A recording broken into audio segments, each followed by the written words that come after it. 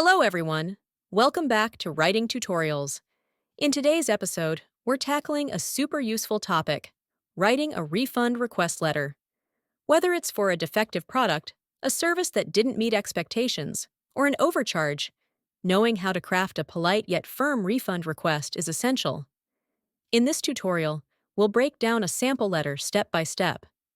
You'll learn exactly what to include, how to phrase your concerns professionally, and how to make sure your request gets the attention it deserves. So let's dive right in. Header section.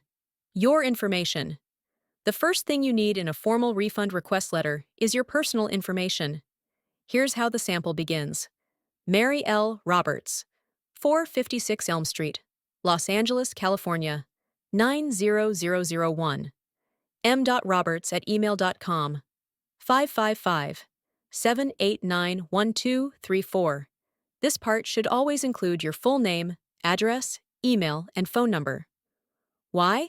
Because the company needs these details to locate your order and process your request efficiently. It also gives them a way to reach out to you if they need more information. When writing your own letter, make sure all your contact information is up to date and accurate. A small mistake here could delay your refund process. Date and recipient's information. Next comes the date and the recipient's details. November 20th, 2024. Customer Service Department. Electrotech Online Store. 101 Innovation Avenue, San Francisco, California, 94103. The date is crucial as it shows when you sent the letter. This can be important if there's a deadline for submitting refund requests. Then, address the letter to the relevant department, in this case, Customer Service Department. This ensures your letter gets to the right team without unnecessary delays. Make sure to include the company's full address, so there's no confusion about where the letter should go. Subject line. Be specific. Now, let's look at the subject line. Subject. Request for refund. Order number ET56789. Your subject line should be clear and direct. Include the words request for refund and your order number. This makes it easier for the customer service team to understand the purpose of your letter right away. Think of the subject line as a headline. It sets the tone and ensures your letter gets the attention it deserves. Greeting and opening paragraph. State the issue. The letter begins with a polite greeting. Dear Customer Service Team, followed by the opening paragraph. I am writing to formally request a refund for an order I placed with Electrotech Online Store on November 5th, 2024. The order number is ET56789, and the item in question is a Smart Home Pro security camera. Unfortunately, the product arrived defective and is not functioning as described on your website. This opening is direct and informative. It immediately explains why you're writing, to request a refund, and provides essential details like the order date, order number, and the product name. It also mentions the issue, which is that the product was defective.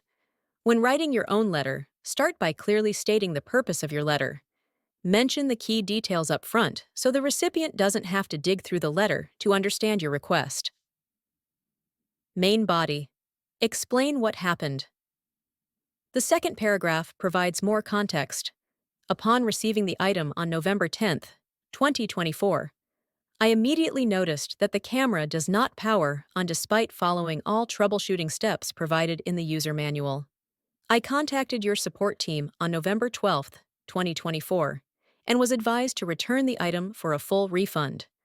The defective product was shipped back to you on November 15th, 2024, via FedEx, with tracking number 123456789.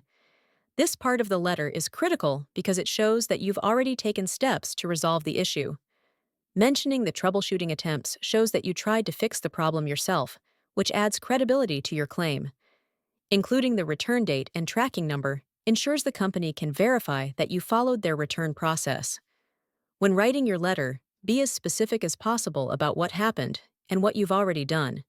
This helps streamline the process and makes it easier for the company to process your refund.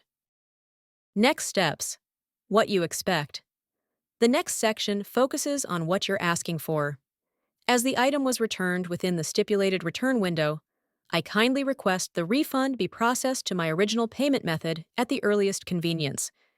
Please find attached copies of my order receipt, the return shipping confirmation, and all correspondence regarding this issue for your reference.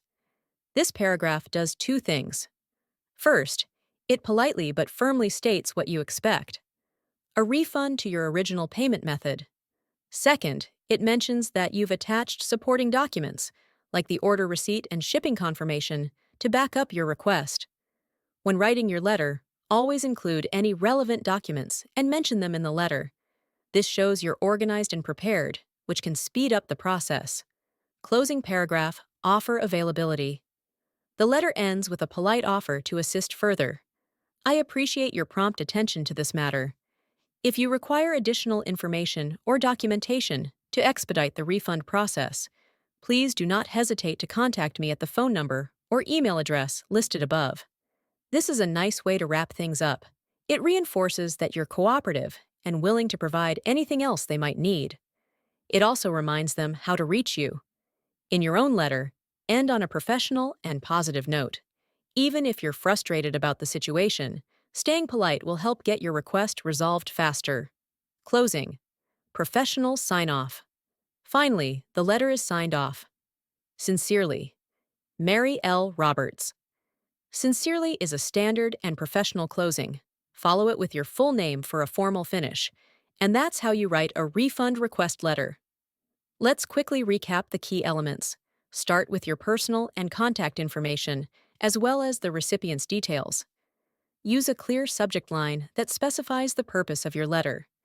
Explain the issue clearly in the opening paragraph. Provide detailed context about what happened and what steps you've taken. Clearly state what you're requesting and include any relevant documents. End on a positive and professional note, offering to assist further. Thanks for watching Writing Tutorials. If you found this helpful, don't forget to like, comment, and subscribe for more tips on professional and personal writing. See you in the next video.